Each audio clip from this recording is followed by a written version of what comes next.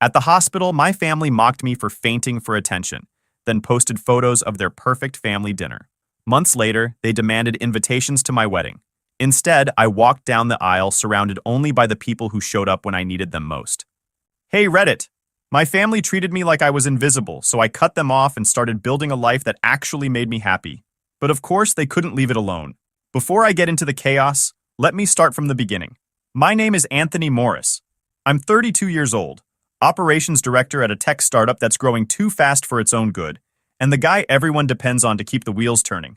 I live in a small apartment in the city with Ruby, my girlfriend of 3 years, sharp, grounded, and the only person who's ever told me I work too hard. She's probably right. Family? Complicated. My parents love the bragging rights, not the check-ins. Ethan, the golden child, gets praise for what I've done quietly. Uncle Frank plays patriarch, keeping a tab of what I owe. Holidays are appearances, so I keep conversations short. Work makes sense. Goals, metrics, results. I'm 3 weeks into the biggest project, on 4 hours sleep and coffee, prepping a pitch that could win Redline Tech a multi-million partnership. Close it. Promotion. Miss. Months wasted. Ruby's been watching the pressure build. She's been asking me to slow down, to take a night off, to breathe. But slowing down isn't an option. Not now. Not when the board is expecting me to deliver. Take a day off, she said the night before the presentation, standing in the kitchen doorway as I hunched over my laptop. You look like you're about to pass out. I'm fine, I replied without looking up. It was a reflex now. The same lie he told his team, his bosses, and himself. She sighed. Fine is the word people use right before they fall apart. I waved her off with a tired smile. One more day. After tomorrow, I'll sleep for a week. Promise me you'll eat breakfast before the meeting, she said, as I buttoned my shirt that morning. I'll grab something on the way, I lied.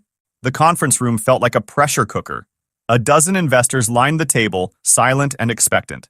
My slides were flawless, my pitch rehearsed down to the breath. As I started, I felt the familiar rush, the tightrope walk between confidence and collapse. But halfway through, the room shifted. My vision narrowed. My chest felt tight. I pushed through it, answering questions, forcing energy into my voice. My heart pounded harder. The screen blurred. Someone asked for revenue projections, and my mind blanked. I gripped the edge of the table, willing myself to keep going. Then the floor tilted. The words died in my throat. The last thing I heard before everything went black was Ruby's voice in my head, telling me I was pushing too hard. When I opened my eyes, bright white lights filled my vision. An EMT leaned over me, asking questions I couldn't quite process. My body felt heavy, my mouth dry as sand. Sir, can you hear me? You collapsed during the presentation, he said. We're taking you to St. Luke's. I tried to sit up, but he pressed me gently back. My chest burned with every breath. Someone handed him my phone. I caught fragments of the conversation. Calling emergency contacts. No answer. The words repeated over and over. No answer. They left 2 voicemails and a text with my intake status. The calls went through. No one picked up. A triage nurse sent a follow-up text marked admitted, stable for now. Ruby was the first to reach me at the hospital. She had left work the moment she got the call and hadn't left my side since. My parents didn't call. My brother didn't show. Frank didn't even text. You're lucky, the doctor said a few hours later, standing at the foot of the bed. Severe exhaustion and dehydration. Your body's been under too much stress for too long. Keep this up and next time it won't just be a fainting spell. I nodded, but my attention drifted to my silent phone on the nightstand. Still nothing. Ruby brushed my hair back and kissed my forehead. I told you this job would kill you if you let it. Yeah, I whispered. You did. I had built a life on being dependable, the man who always showed up. But as I lay there, chest aching and head spinning, I realized something I'd spent years avoiding. If I collapsed tomorrow, the people who were supposed to care the most probably wouldn't even notice. The doctor discharged me the next afternoon with a prescription for rest and strict instructions to stop working like I was invincible. Ruby took a few days off to keep an eye on me. She stocked the fridge, checked my vitals, and hovered more than she wanted to admit. I told her she didn't need to worry, but I still felt drained, dizzy, and off balance, a reminder that my body had finally drawn a line I couldn't ignore. The strangest part wasn't the weakness. It was the silence. My phone hadn't buzzed once. No missed calls from my parents. No text from Ethan. Not even a lazy, hope you're okay from Uncle Frank. It was like the collapse never happened. On the second night, curiosity got the better of me. I opened my phone, expecting something. Anything. There was nothing. What I did find was worse. A tagged photo from La Tavola, one of the most expensive restaurants in the city. There they were. My parents, Ethan, his wife, Frank, glasses raised, smiling in warm, golden light. The caption under the post hit harder than any diagnosis could. Celebrating Ethan's biggest real estate deal yet. Morris legacy stronger than ever. The timestamp was 8:12 p.m., 2 hours after I'd been admitted to the hospital. Ruby read over my shoulder, her expression darkening. "They knew," she said quietly. I didn't answer. I didn't have to. A few minutes later, a message popped up from an unfamiliar number. It was my cousin Hunter. We hadn't spoken in years. He asked if it was real. I snapped a photo of my hospital wristband and sent it to him. "I'm sorry, man. You don't deserve that." Before I could type a reply, another message came through. Then another. Screenshots, one after another. They were from the Morris family group chat, the same one I'd muted months ago. He's being dramatic again. "We shouldn't ruin dinner over another meltdown. He always bounces back. This will teach him not to play the victim." I stared at the screen until my hands started to shake. Ruby looked over and read the messages. Her face went pale with anger. "This isn't just neglect," she said. "This is cruelty." "They probably didn't think it was serious," I muttered, though I didn't believe it. Ruby shook her head. "Anthony, you were unconscious. They didn't even try." Another message came from Hunter. "I thought you should see this. They're pretending you're fine, like none of this matters." "Thanks," I typed back. "I guess I needed the reminder." "I get it," he replied. "I stopped talking to them years ago. Same story every time. They mock you when you struggle, ignore you when you succeed. It's easier to disappear." And one more thing, I told Grandma what happened. She's furious.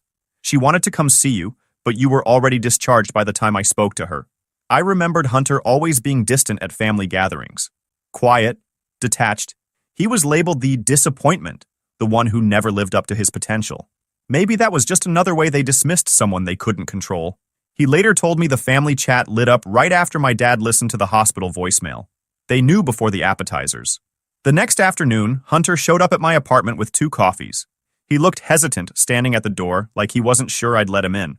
"I didn't know if you'd want to talk," he said, "but I needed to say this face to face." We sat at the kitchen table. He told me how he'd stopped trying to earn their approval years ago. Every achievement was diminished. Every failure was magnified. He realized the only way to win was to stop playing the game. "When I saw those messages," Hunter said, "it pissed me off more than I expected. I thought I was numb to their garbage. But watching them mock you after you collapsed? That's different. That's evil." I didn't have an answer.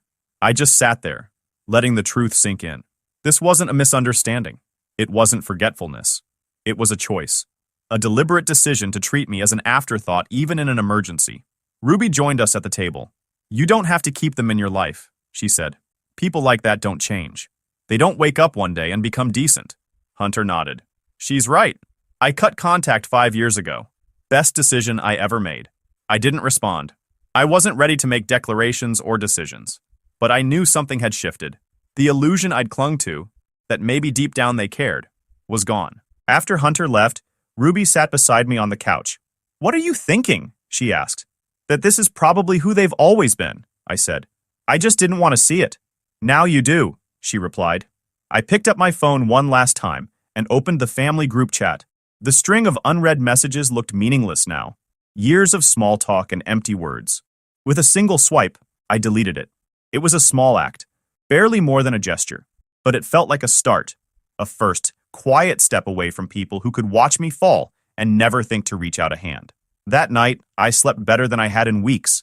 Not because I felt at peace, but because the truth, ugly, painful, and undeniable, had finally settled. And once you see the truth, you can't go back to pretending. A week passed, and the silence from my family didn't break. No calls, no texts, no awkward check-ins pretending they cared. I'd stopped expecting anything, but the emptiness still stung. It was like they had quietly agreed I didn't exist. Then, one Thursday morning, everything shifted. I was at the kitchen table with Ruby, scrolling through work emails I didn't care about, when my phone started buzzing nonstop. Notifications stacked on top of each other. Messages from coworkers, acquaintances, even people I hadn't spoken to since college. "What's going on?" Ruby asked. I opened the first notification and froze. It was a link to a social media post. Hunter's post. He had shared the screenshots of the family group chat, the ones showing their comments about my collapse. Alongside them was the photo of my hospital wristband I'd texted him from the ER, the date and time circled in red. The caption was simple but devastating. My cousin Anthony ended up in the ER after collapsing at work. The family ignored every emergency call and mocked him in a group chat. If this is what family means, I want nothing to do with it. The post wasn't viral in the sensational sense. No national headlines, no celebrity retweets, but it was spreading fast through mutual circles. Dozens of people had shared it within hours. By the afternoon, it had shown up in local business groups, extended family circles, and even a few professional forums. The comments were brutal. "This is beyond toxic. I'm so sorry you went through this. Family doesn't mean anything if they don't show up." I cut my parents off for less. By lunchtime, my inbox was full. Former classmates reached out to check in. A manager from a previous job sent a message offering support. Even my current CEO texted, "If you need time off or flexibility, take it." Family trauma is no joke. Ruby scrolled through the reactions on her phone. "People are furious," she said. And honestly, they should be. I sat there, reading comment after comment, unsure what to feel. I hadn't asked Hunter to post any of it. I hadn't even told him to share the screenshots. But now that the truth was out, it was like a pressure valve had been released. I didn't have to defend myself anymore. I didn't have to prove what they'd done. The evidence was public. The fallout started quickly. By Friday, my father was pulled into a meeting at his firm.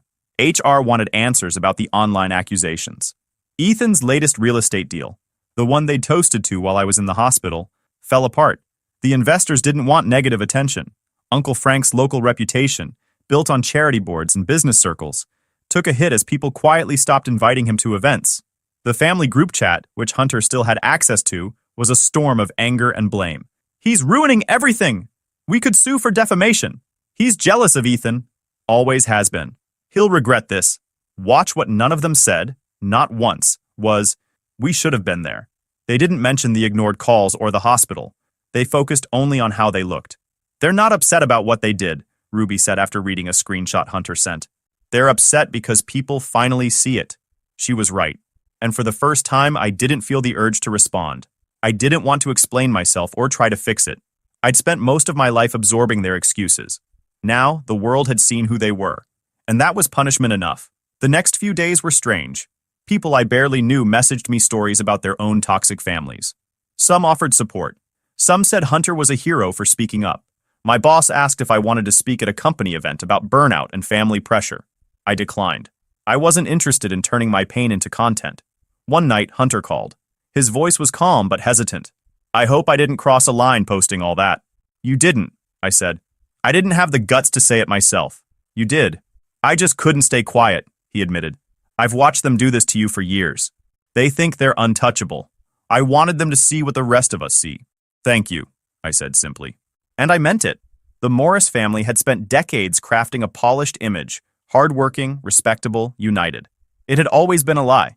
Now the cracks were visible to everyone. The people who once admired them were whispering. Clients were asking questions. Old friends were backing away. And through it all, I stayed silent. I didn't post anything. I didn't reply to their angry messages. I didn't defend or explain. The truth was doing all the work. On Sunday night, Ruby and I sat on the couch scrolling through the latest reactions. Most people weren't just talking about me anymore. They were talking about patterns like mine. Abandonment, neglect, families that weaponize silence. My story had become a mirror for theirs. "They built this mess," Ruby said, handing me her phone. "And for once, they have to live in it." She was right. I had spent my entire life cleaning up after them, smoothing over their mistakes, downplaying the damage. This time, I wasn't going to lift a finger. The truth was out, and I wasn't going to hide it again. The knock on the door came on a gray Sunday afternoon, hard, deliberate, and angry. Ruby glanced through the peephole and gave me a look that said everything. "It's them," she whispered. "All of them." I opened the door, and there they were. My father, red-faced and fuming. My mother, lips pressed into a tight line. Ethan, leaning against the doorframe with a smug grin. And Uncle Frank, pacing like a lawyer preparing for trial. They didn't wait to be invited in. They pushed past me, storming into my apartment like they still had authority over my life. "Do you have any idea what you've done?" My father barked before I could speak. "You've humiliated this family." "Humiliated?" I asked calmly. "For screenshots I didn't even post?" "Don't play innocent," Frank snapped. "We know you put Hunter up to it. All those lies, that sob story, you're destroying our reputations. They're not lies, Ruby cut in, stepping forward. Everything in those screenshots is real. I read them myself. Frank turned on her immediately. This is family business. Stay out of it. I am family, Ruby said evenly. And I'm not going anywhere. My mother crossed her arms. We raised you. We gave you everything. And this is how you repay us? By airing our private conversations to the entire world? You didn't give me everything, I replied. You didn't even answer the phone when the hospital called. My father scoffed. We were told you were stable. You were fine. I was unconscious, I said. I woke up alone. No calls, no visits, not even a text. That's not fine. That's abandonment. Stop acting like a victim, Ethan chimed in, voice dripping with contempt. You fainted. People faint all the time. But you saw a chance to make us look like monsters, and you took it. You did that yourselves, Ruby shot back. Enough! My father roared, slamming his fist on the table. You're going to call Hunter and tell him to delete that post. Then you're going to issue a public apology. Today. I'm not apologizing, I said. Yes, you are, my mother insisted, stepping closer. Because this childish rebellion of yours ends now. We don't air dirty laundry in public. We handle things privately, like adults. Privately? I asked. You mean silently. You mean pretending nothing happened so you can go back to your perfect image. Frank shook his head. You're lucky you even have a family. Most people would kill for the support you've had. Support? I asked, laughing without humor. You mean the constant criticism? The way you celebrate Ethan for breathing and act like my accomplishments are accidents? Ethan smirked. Maybe if you weren't so weak, none of this would have happened. You've always been the problem. Ruby's patience snapped. Weak? He's been the one holding all of you together for years. And the second he needed someone, you were too busy popping champagne. Watch your tone, Frank barked. You don't talk to us like that. Why not? She shot back. Because you're older? Because you share DNA? Respect is earned, and you haven't earned any. My father pointed a finger at me. We are your blood. That means something. It used to, I said. But blood doesn't mean anything when you treat people like they're disposable. The apartment went silent. Then the door opened again. Grandma Evelyn stepped inside, leaning on her cane, with Hunter close behind her. Good, she said sharply. I hoped I'd catch you all here. Mother, you shouldn't be involved in this, my father said. Be quiet, she snapped, her voice sharper than I'd ever heard it. Hunter told me what happened. I called the hospital. I spoke to the staff. And do you know what I found out? Anthony was alone. Not one of you showed up. Not one. That's not fair, my mother protested. We were told. Don't you dare, Evelyn hissed. I read the messages. I know exactly what you said. He's dramatic. He wants attention. Do you even hear yourselves? Ethan rolled his eyes. We didn't mean... You meant every word, she snapped. You're not angry because the truth is out. You're angry because people finally see it. Mother, this is none of your business, Frank muttered. It's absolutely my business, Evelyn shot back. I raised you better than this. You've embarrassed me. Not because of a post, but because of who you've become. She turned to me. I'm sorry, Anthony. You deserved better. No one responded. They just stood there, their faces red and twisted with rage, the silence stretching like a rope about to snap. Finally, my father shook his head and started for the door. This isn't over, he said. We'll talk when you're ready to be reasonable. I am being reasonable, I replied. And I'm done. Frank's voice was low and venomous. You're making the biggest mistake of your life. No, I said, stepping closer. I made that mistake for 32 years, thinking you'd ever treat me like family. One by one, they stormed out, muttering about how ungrateful I was, how I'd burned bridges, how I'd regret this forever. The door slammed behind them, and for the first time, their absence felt like oxygen. Evelyn placed a hand on my shoulder. They'll twist the story, she said, but don't let them twist you. I won't, I told her. And this time, I meant it. I'm sorry I wasn't there when you needed me, she added. Once I knew, I tried to get to the hospital, but you were already gone. You did more than enough, I said. The day after the confrontation, I opened my phone and started cutting ties. I muted threads, deleted the family chat, unfollowed every account, and blocked the worst repeat offenders. It wasn't anger that drove the decision. It was clarity. I'd spent my entire life leaving the door open for people who never planned to walk through it. Closing it now felt like the first real act of control I'd taken in years. Ruby noticed the change almost immediately. You look lighter, she said one evening as we made dinner. Like you can breathe again. Feels like I finally stopped dragging dead weight, I admitted. She smiled. Now you get to build something new. From scratch. On your terms. Her words stuck with me. That week, Ruby signed me up for a men's growth group she'd read about. A program focused on discipline, mental health, and building purpose beyond work. I almost didn't go. The idea of sitting in a circle talking about feelings with strangers wasn't exactly appealing, but something in me knew I needed it. The first session was awkward. Half the guys looked like they'd been dragged there by girlfriends or wives, but as the weeks went on, it became one of the best decisions I'd ever made. We talked about boundaries, identity, and what it meant to live a life that wasn't defined by other people's expectations. The group forced me to hold myself accountable too. I started rebuilding, not as a project to impress anyone, but because I wanted to feel whole again. I returned to the gym for the first time in years. At first, I could barely finish a 30-minute session without feeling like I might collapse again. But I kept showing up.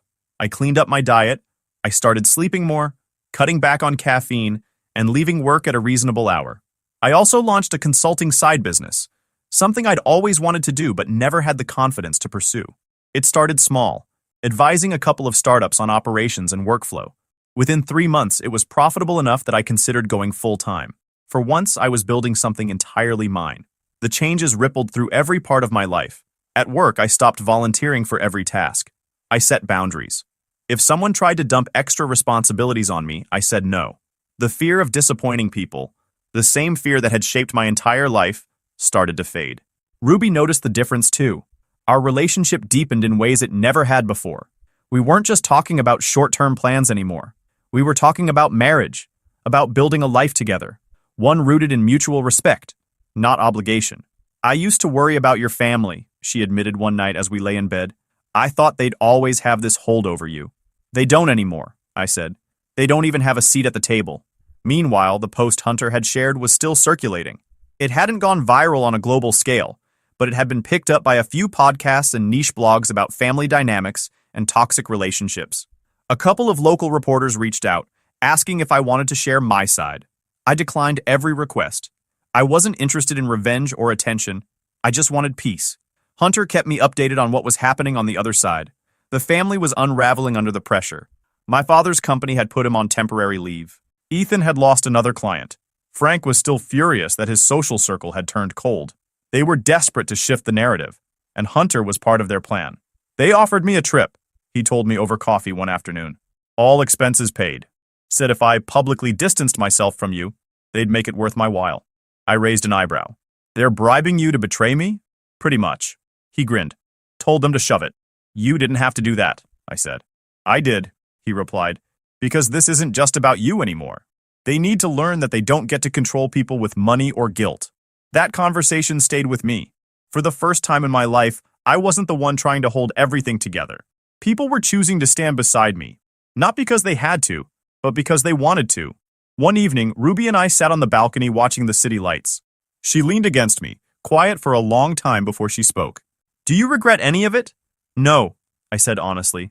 I regret wasting so much time trying to earn their love. But walking away? That's the best decision I've ever made. She nodded. Then keep walking. And I did. Every workout, every client meeting, every late-night planning session for the future was a step further from the person I used to be, the man who believed he had to prove his worth. The more I built, the more I realized that cutting ties hadn't been the end of anything. It was the beginning. The family I was born into had defined me for 32 years. Now I was defining myself. And this version of me, stronger, calmer, finally free, was someone I could be proud of. The engagement wasn't supposed to be dramatic. I had planned it quietly. A weekend trip out of town, dinner at Ruby's favorite rooftop restaurant, and a ring I'd been saving for since the day I realized I never wanted to build a future without her. When I asked, she said yes through tears and laughter. And for the first time in years, I felt like everything in my life was finally moving in the right direction. We posted a single photo a few days later. Nothing flashy, just our hands intertwined, the ring visible, captioned, "Forever starts here." Within 24 hours, the peace we'd built shattered. The Morris family erupted online. My mother posted a long, passive-aggressive message about betrayal and abandonment. My father wrote a vague post about sons who forget where they came from. Ethan shared a photo of the family at a dinner, without me, captioned, "Some of us know what loyalty means." At first, I ignored it. I wasn't going to let them ruin this. But then Ethan escalated. He uploaded a 5-minute video titled "The Truth About My Brother." In it, he accused me of faking my collapse to get attention, claiming I probably just hadn't eaten enough, and that the hospital visit was a publicity stunt to make the family look bad. "He's always been jealous," Ethan said into the camera, his smirk barely concealed. This was just his way of playing the victim again. The video was shared hundreds of times. Most viewers tore him apart in the comments, but a few sided with him, parroting the same narrative my family had always used. Anthony's dramatic. Anthony exaggerates. Anthony wants attention. Uncle Frank added fuel to the fire, threatening to sue Hunter for defamation and emotional distress. He sent an email full of legal jargon, claiming the screenshots were fabricated and warning of consequences if they weren't taken down. Hunter laughed it off, but I could tell he was angry. "They're scared," he told me over coffee. "They're throwing everything at the wall to see what sticks." They weren't done. 3 weeks after the engagement announcement, I walked into my office lobby and found them waiting. My parents, Frank and Ethan, blocking the elevator like a pack of vultures. "This circus ends now," my father said. "Then stop performing," I said. Frank's tone went clipped. "Retract the post. Public apology, and end the engagement. She's opportunistic." "She held my hand in the ER," I said. "You held a reservation." Ethan grabbed my sleeve. "You don't walk away from us." I freed my arm. "You can't be walked away from if you were never there." Frank leaned in. "Last warning. Legal options are on the table." "So are mine," I said.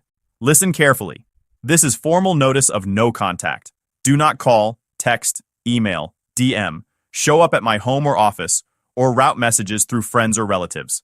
Any attempt to contact me or Ruby will be documented." My mother's voice went brittle.